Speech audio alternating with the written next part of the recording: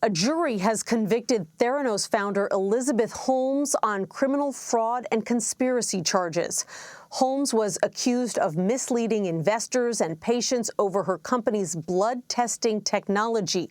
For more, I want to bring in CBS News legal contributor and Loyola Law School professor Jessica Levinson. Jessica, thank you so much for joining us. Please help us understand this verdict. She was convicted on some charges and acquitted on others. What does this mean? Absolutely. So there are basically three buckets of decisions that the jury made here. She was found guilty on a number of the charges, as you said, dealing with wire fraud and conspiracy. There was no verdict on 3 of the 11 charges.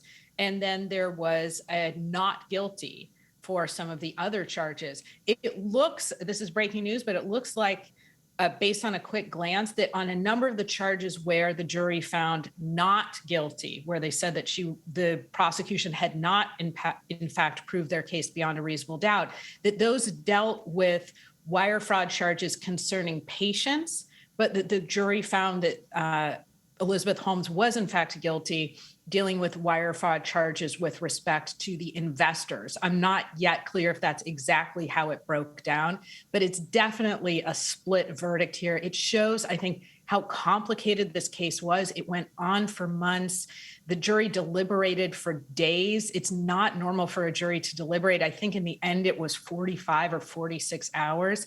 She then, Elizabeth herself took the stand. Elizabeth Holmes took the stand for hours. Really complicated case for the jury, and shows, I think, that they did a careful job. They went count by count, deciding whether or not they thought the prosecution had proved their case beyond a reasonable doubt. And give us a sense, Jessica, of what kinds of punishments these charges that she was convicted of carry. So she could be facing decades in jail. I think she could be facing up to, I believe, given the guilties, 20 years in jail. The federal judges have a lot of discretion. It was definitely a split verdict. The judge will look at whether or not there are aggravating factors, mitigating factors, and then make a determination about what's appropriate in this case. But I don't think that she's looking at a sentence of merely less than a year or a year here. Wow, so this is really significant news. I want to pick your brain on another major legal issue. In New York, the Attorney General, Letitia James, has subpoenaed former President Trump and 2 of his children, Ivanka Trump and Donald Trump Jr., as part of an ongoing civil probe into the Trump family's business practices. First off, remind us what aspects or allegations of financial fraud James is focusing on.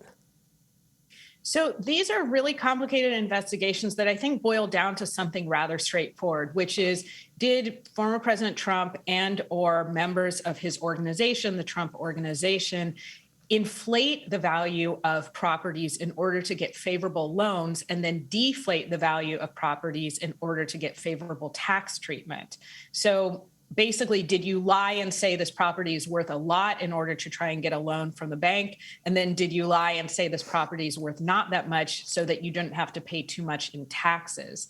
And that's really what the civil case that the Attorney General is looking at. And it's also very similarly, there's a lot of overlap in terms of what the district attorney is looking at for his criminal investigation.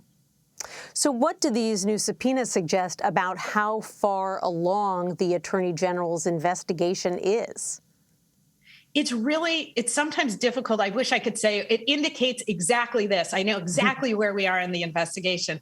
I think this particular investigation by the Attorney General started in March of 2019. It indicates that she's moving up the ladder, that we're going from the people who I think were particularly on the peripheral, and then we're moving closer to the president. And in fact, she has said that she wants to depose the former president. His children, we know his adult children, were involved in the running of the business, and she's asking questions that go to the heart of how the business was run. In terms of where we are timeline, the one thing that we can take to the bank is that I think former President Trump and his children will fight these subpoenas. They'll say they're inappropriate, that they're not going to comply. That will drag things out, probably not just weeks, but months. So I don't, in fact, think that we're going to get an announcement in the next week or so on this.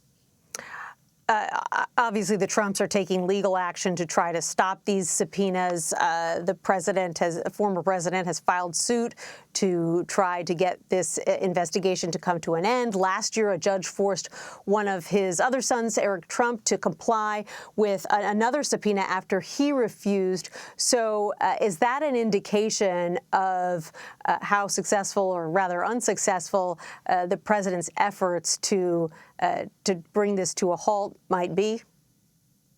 I think so. And you mentioned that fight that Eric Trump had where he said, I don't want to comply with the subpoena. And I believe it's the same judge that's going to oversee this particular subpoena fight who said, yes, you are going to.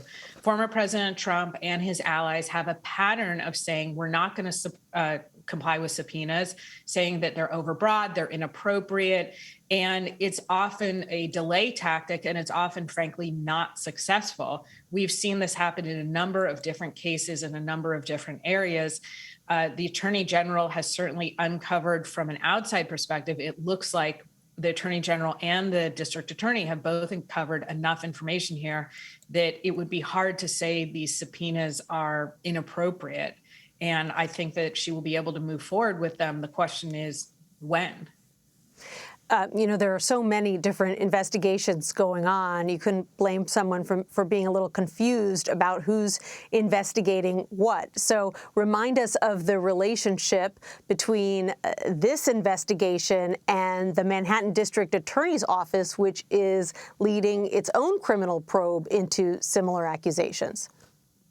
Absolutely. They are, as you say, similar. And I do absolutely think it can get confusing. And this isn't always the case where you would see the Attorney General working on a civil inquiry, looking at, frankly, whether or not there's civil fraud and or civil wrongs related to tax issues.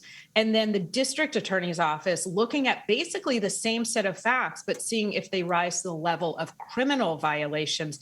The fact that they're working together indicates to me that they have an information sharing agreement, and that so much of what they're looking at in terms of the facts, in terms of the documents, maybe even in terms of the testimony, overlaps. We know that the district attorney is also looking at whether or not there were basically inappropriate payments from the Trump organization to the former CEO, Alan Weisselberg.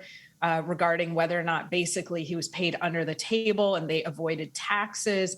That he's already been indicted. That case is moving forward. But in terms of what the Attorney General and the District Attorney are looking at, really, really similar, asking, did the Trump organization say the properties are really high to get good loans, and then say the property values are really low to get favorable tax treatment?